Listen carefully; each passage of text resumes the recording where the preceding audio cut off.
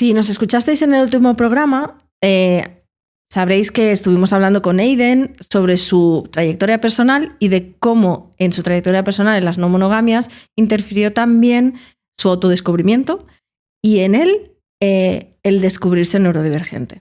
Claro, y al acabar de grabar la entrevista, que ha sido hace 10 minutos, fue como un... es uno de los temas que realmente queríamos tratar en el podcast aparte y hemos como dejado caer ciertos conceptos, pero igual no los hemos acabado de explicar porque estaba todo mucho más ligado a la historia de Aiden. Entonces hemos pensado, vale, pues hacemos un pequeño programa especial y si alguien quiere profundizar en el tema, y porque vamos a hablar de los básicos sobre neurodivergencias, pues este es el momento. Si ya lo conocéis, estáis más familiarizadas y os lo queréis saltar, pues no lo saltáis, pero si lo queréis escuchar o poner de fondo, mejor, y nos dais engagement y se nos escucha, y esto nos va muy bien para alimentar los algoritmos.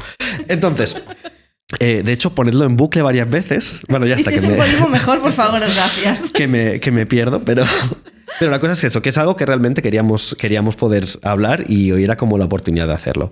Porque es algo que sentimos que está muy presente en las conversaciones en comunidades no monógamas, así que era importante poner aquí también la mirada en neurodivergencias y de alguna forma intentar entenderlas un poquito mejor. Y aunque creemos que era necesario poner las neurodivergencias sobre la mesa, es algo que al menos yo conozco bastante poco. Así que esta es mi forma de aprender sobre la marcha mientras grabamos este programa especial y con suerte pues también os servirá de ayuda a las que nos estéis escuchando. Total, que para hablar del tema hemos abusado de la amabilidad de Aiden. Un ratito más. Un ratito más para hablar del tema. Muchísimas gracias por esta segunda entrevista seguida. Gracias a vosotros, yo feliz. Si a mí hablar me encanta, o sea que... Así que bueno, nos vamos a remontar un poquito a las bases de todo esto. ¿De qué hablamos cuando hablamos de neurodivergencias? Pregunta que puede ser un poco compleja, pero así resumidamente para mí es un concepto paraguas que aglutina pues diferentes maneras de procesar la información, de percibir la realidad, ¿no? Y allí pues entrarían cuestiones como personas autistas, altas capacidades, TDAH, pero también otras como podría ser dislexia, discalculia, etcétera, ¿no? Entonces es un amplio abanico que tiene que ver con cómo procesamos, ¿no? A nivel cerebral la información y demás, o cómo percibimos el mundo, ¿no? Que puede tener pues, cuestiones que afecten a la percepción sensorial o etcétera. Entonces sería como un concepto paraguas. Vale, entonces todo lo que se quede fuera de este concepto paraguas es lo que se llama persona neurotípica, ¿no? Exacto, que es lo que socialmente se entiende, ¿no? Como que hay una manera teóricamente, entre comillas, correcta, ¿no? De percibir la realidad de cómo deben ser las personas, y todo lo que se sale de allí serían las neurodivergencias, que antiguamente pues, era la gente rara, ¿no? Uh-huh. Y que hoy en día le ponemos la palabra neurodivergencia, y esto ha pasado con muchísimas cosas, ¿no? Con el colectivo LGTBI, pues antes eran los raros, los desviados, ¿no? Etcétera, y ahora pues sabes que hay pues un poco de todo, ¿no? Entonces al final un poco la neurodivergencia sería, lo neurotípico sería eso, ¿no? Como el patrón típico de procesamiento, lo que se ha entendido que es lo habitual. Vale. Aunque cada vez es menos habitual, yo diría, ¿eh? Pero bueno, eso ya sería otro tema. Bueno, quizás simplemente, y esto también desde el desconocimiento, es que somos más conscientes de que esto existe y se está trabajando, se está aceptando un poco más, y por tanto también de la mano estamos siendo más, no sé, más conocedoras, aunque sea a pequeña escala todavía, de lo que es, y por tanto también eso acelera los procesos de diagnóstico en cierta manera, porque pasa a estar un poco más aceptado que hace 20 años, que yo creo que se miraba de otra forma distinta a como se mira ahora, ¿no? Tal cual, o sea, al final hoy en día cada vez tenemos más información, como en general, ¿no? En la sociedad de información que estamos, y de alguna manera todo este proceso ha facilitado que cada vez se pueda afinar también más el tema del diagnóstico, que las personas también se puedan autodiagnosticar, ¿no? Porque al final no todo el mundo se puede pagar un diagnóstico, ni todas las personas profesionales están actualizadas con el tema de las neurodivergencias, ¿no? Porque siguen habiendo muchas personas que van buscando respuestas de qué pasa, ¿no? Con estas personas, y se encuentran con un profesional que no tiene idea y dice, no, tú no puedes ser, pon el nombre de la neurodivergencia que quieras por XXX, ¿no?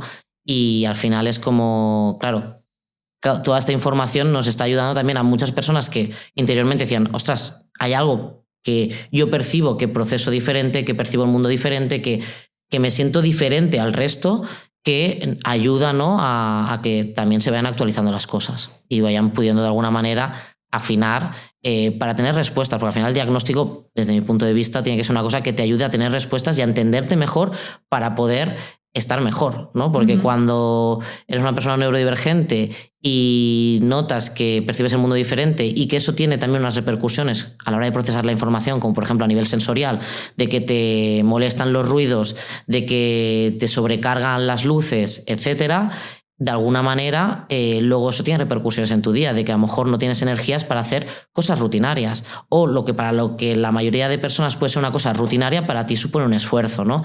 Y entenderte y saber, ¿no?, qué necesitas te ayuda también a cuidarte y no tener luego, pues, digamos, cosas como un apagón, ¿no?, o un burnout, o que es como quedarte sin energías o tener dificultades a la hora de relacionarte, etcétera. Vale. Como este extra también quiere ser una especie de preguntas frecuentes, una de ellas es la terminología, porque ahora hablamos de neurodivergencias, pero se ha hablado de autismo, se ha hablado de Asperger. ¿Cómo ha sido esta evolución de término? Claro, por ejemplo, en el caso de las personas autistas, antiguamente estaban divididas, ¿no?, entre personas Asperger o personas incluso de autismo de alto funcionamiento, que es personas que tienen algunos rasgos autistas, pero son funcionales al sistema, ¿no? Porque al final pensad que todo el tema de las neurodivergencias las podemos también enmarcar algo dentro más grande, ¿no?, como es el tema de los movimientos por discas o movimientos, ¿no?, por la diversidad funcional, etcétera, ¿no? Porque al final tú funcionas diferente, ¿no? Entonces, antiguamente, ¿no?, estaba como separado porque eras más funcional, no tenías tanta discapacidad, entre comillas, porque podríamos aquí hacer el apunte de que ¿es la sociedad que me discapacita o soy yo que tengo una discapacidad?, ¿no? Porque tal y como está montado el sistema, a lo mejor es que no es que yo tenga un problema, es que a lo mejor socialmente hay muchas cosas que, por cómo está montada la sociedad, a mí me discapacitan, ¿no? Pero bueno, esto sería otro tema. Entonces, estaba dividido entre eso, personas de alto funcionamiento o Asperger y autismo. Actualmente se ha aglutinado todo esto en el DSM, que es el manual de diagnóstico de salud mental, que, bueno, podríamos hablar mucho de él, pero bueno, es la clasificación que se utiliza a nivel mundial como autismo de grado 1, 2 y 3. Este cambio yo diría que se ha dado por dos motivos, ¿no? Aparte por este reestructurar, que tiene que ver con que el término Asperger viene del doctor Asperger, que fue quien lo descubrió y que tiene un pasado vinculado con el nazismo. Nostálgico. Y entonces, pues, bueno, se decidió un poco también por ética y por dar dignidad un poco a las personas autistas el aglutinarlo en grado 1, 2 y 3, que sería un poco el grado de dificultades o el grado de apoyo que necesitas. Esto también fue muy discutido dentro de la comunidad autista, ¿no? Porque parecía como que si eres de grado 1 eres menos autista que de grado 3. Pero bueno, yo creo que después de todo el rabumbori, no sé cómo se dice, el barullo que hubo, cada vez está un poco más aceptado que es simplemente una cosa que tiene que ver con la necesidad de apoyo que tienes y no tanto si eres autista o no, porque seas grado 1, 2 o 3 sigue siendo autista, porque tu mente funciona distinto, que eso sería, por eso las neurodivergencias, ¿no? Tu mente funciona distinta. No neurotípico, igual que hablamos de no monogamias, pues... Exacto. De hecho, hay un término, ¿no? Porque, claro, neurodivergencia es un término paraguas. Entonces, cuando eres autista, una persona que puede ser neurodivergente, pero no autista. Entonces, es una persona alista, por ejemplo, ¿no? Que sería lo contrario de autista, que no eres autista. Alista. Vale. He aprendido algo nuevo sobre quién soy. Porque puede ser neurodivergente, pero no ser autista, ¿no? Entonces, pensad que pues a veces en las personas autistas, por ejemplo, hay cuestiones que tienen que ver con la comunicación, ¿no? De que comunicamos de una manera diferente. Entonces, a veces entre personas autistas hay estudios que dicen que se entiende mejor, y el problema de la dificultad de la comunicación es entre persona autista y alista, que puede ser una persona neurodivergente, pero no es autista. Y en cambio, entre personas alistas también hay como más entendimiento en la comunicación. Por eso el término alista. Vale. ¿Crees que hay alguna cosa que sea útil especialmente saber en este proceso de entender cómo funcionan las neurodivergencias? Tanto si estás en proceso de cuestionar si formas parte de ellas, como para poder acompañar a alguien de tu entorno que está en un proceso, en algún punto de este proceso? Para mí lo más importante es entender que ser una persona neurodivergente no es nada malo, ¿no? Que a veces ha habido mucho estigma, pues por ejemplo si eres autista o excepto las altas capacidades que suelen estar bien vistas en la sociedad, y tendríamos que hablar que dentro de las altas capacidades también hay dificultades, ¿no? Muchas, pero bueno, socialmente está bien considerado, pero si eres autista, si eres TDAH, si eres disléxico, ¿no? Es como, ¿no? Hay un estigma o un cierto rechazo, ¿no? Como que, ay, pobrecito, ¿no? Entonces yo creo que es importante quitarnos esta visión y poder entender que las neurodivergencias forman parte de la sociedad, que al final no hay una manera de procesar la información y percibir el mundo, sino que es muy variable, y que lo único que a lo mejor hay que hacer es buscar apoyos si los necesitas y brindar, ¿no?, un espacio seguro para que todas las personas podamos participar de la misma manera de la sociedad, ¿no? Al final es un poco, yo creo que es lo básico. Sobre todo que no hay nada malo, ¿no? Simplemente pues que tienes grados de necesidad de apoyo o que procesas el mundo diferente y no está mal.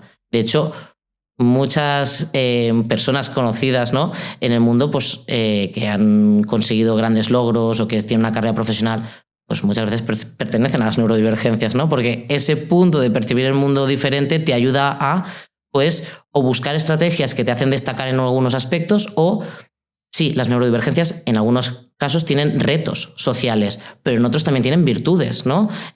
Hablábamos en el podcast lo de la dislexia. Sí, puedes tener dificultades en la lectoescritura, pero luego a lo mejor a nivel de creatividad, de imaginación, de visión espacial, pues puede ser una ayuda, ¿no? En el caso de las personas autistas, el hecho de reconocer patrones, el comunicarte de una manera mucho más sincera, de buscar una coherencia, bueno, hay cosas que las neurodivergencias pueden aportar también como una ventaja, ¿no?, a la sociedad, y al final lo que queremos es el bien común, ¿no? Por lo cual, incorporar toda esta visión creo que nos ayuda también a acercarnos a una sociedad más libre y más equitativa, ¿no? En este impasse entre grabar la entrevista y grabar esto, uno de los temas que hemos hablado fuera de cámara era las diferencias a veces en la forma en que hemos sido socializadas a la hora de diagnosticar o de los síntomas que pueden mostrar. ¿Me puedes hablar un poquito del tema? Sí, claro, a veces cuando hablamos de neurodivergencias, claro, al final tiene que ver con cómo procesas el mundo, cómo lo percibes y cómo al final te expresas, te comunicas, etcétera, ¿no? Eso está atravesado por cómo aprendemos y, por lo tanto, tiene que ver con la socialización, y en este caso el género es un factor de socialización en nuestra sociedad, y eso atraviesa también la experiencia de las personas neurodivergentes, porque antiguamente se pensaba que habían hecho como unos criterios que estaban basados en un patrón masculino, ¿no? O personas, sorpresa. Qué curioso, ¿no? No me lo esperaba. O personas, digamos, asignadas niños o hombres al nacer. Esto quiere decir que se habían tomado como unos criterios que, claro, luego cuando intentabas buscarlo en una población, vamos a poner entre comillas femenina o asignada a mujer al nacer, etcétera, pues no era exactamente igual, porque es que socializamos diferente, porque la sociedad nos enseña a socializar diferente, con lo cual habían cuestiones que de alguna manera se perciben o se muestran diferentes. Por ejemplo, en el caso de las personas autistas, las personas socializadas en femenino, ¿no?, suelen tener más herramientas de masking y de camuflaje, porque, claro, ser una chica callada, tímida y que no habla mucho, socialmente está bien. Con lo cual, pues no pasa como en plan, uy, ¿qué le pasa a esta chica? Que no. En cambio, si eres un chico que eres callado, introvertido, que no hablas, uy, algo pasa, ¿no? Con lo cual, todos esos criterios que se habían estipulado tienen que ver con el patrón de género, de cómo nos educan, y con el sesgo de género. Con lo cual, esto pasa en muchas neurodivergencias, ¿no? Por ejemplo, en altas capacidades también, en TDAH. Bueno, es que es un poco en todo, ¿no? Sí, de hecho, si no recuerdo mal, no son datos recientes, pero creo recordar que había una diferencia brutal en cuanto a... No, bueno, sí, en cuanto a la edad de diagnóstico. La edad de diagnóstico en base a si es gente asignada como mujer o como hombre al nacer. Y viene un poco de esto. Sí. Primero, porque hay un sesgo médico en estos procesos de diagnóstico importantes. Y segundo, pues por los propios procesos que se basan mucho más en enmascarar lo que sucede y no tanto pues, en lo que se había estudiado, porque la medicina, como casi todos los campos de estudio, históricamente, seguramente residualmente, son machistas. De hecho, se contaba en el caso de las personas autistas, que es donde yo tengo más información, se diagnosticaban cada 4 chicos una chica. Esto en los últimos años ha cambiado y empieza a ser cada 2 1 y yo me imagino que acabará siendo 1 1. ¿Sabes lo que quiero decir? Pero el problema es que como los criterios diagnósticos no estaban pensados desde una óptica que incluya la diversidad, sino que estaba pensado con unos cánones muy concretos y claro, cuando tú miras, tienes ahí todo el sistema cis heteropatriarcal, ¿no? Mirando y tal, pues... Y también pasaba con las personas racializadas. Sí. Como los criterios estaban pensados con personas caucásicas, blancas, etcétera, con personas racializadas, pues tampoco se detectan de la misma manera porque hay un sesgo de racialización por nuestra mirada blanca hacia el mundo, ¿no? Entonces, esto es como muy curioso. Entonces, al final te das cuenta de cómo la socialización, y no solo la socialización que te da unas herramientas que pueden ayudarte a solventar, ¿no? o a camuflar ciertos rasgos, es que la mirada que tenemos, como tenemos unas gafas muy concretas, solo vemos ese color. Y si tú no encajas en ese color o pasas desapercibido porque lo camuflas, pues no lo detecto, ¿no? Y entonces ahora se están abriendo un poco los criterios y la mirada, sobre todo la mirada. De hecho, si hables catalán, hay un libro que se llama Eres una exagerada, sesgo de género en medicina o alguna cosa así, que precisamente habla de estos aspectos, sesgo por género, pero también por peso, por varias cosas, y ver cómo realmente todo lo que se escape de la norma es tratado de una forma muy, muy distinta. Sí, no hablemos sobre el peso, no entremos ahí. Es como el tema de los infartos, ¿no? Sí. La sintomatología es diferente. Sí, y hasta hace muy poco muchas mujeres o personas socializadas como mujer o etcétera morían de infarto sin saberlo porque la sintomatología es diferente. Sí, lo típico de que duele el brazo antes de esto, en personas socializadas como mujeres existe, si no me equivoco, pero es infinitamente más bajo. Sino que hay unos síntomas distintos que no sabemos leer porque no se están explicando. Exacto, pues con las neurodivergencias pasa un poco lo mismo, ¿no?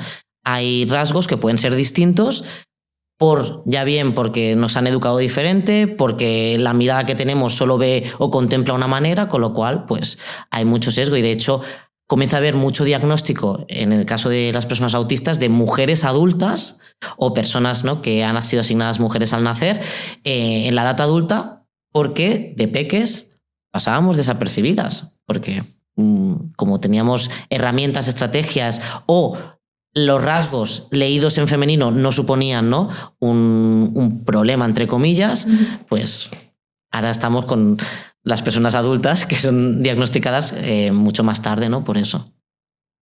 Pues muy guay. Muchísimas gracias. No sé si tú tienes alguna pregunta más, David, aprovechando que estamos hablando del tema. No, yo es que como me he sentido como muy acogida con todo esto. ya me lo sentí el día que conocí a Aiden, fue como sí, bien. Pues nada, de nuevo, muchísimas gracias por hablar con nosotras. A vosotros. Gracias.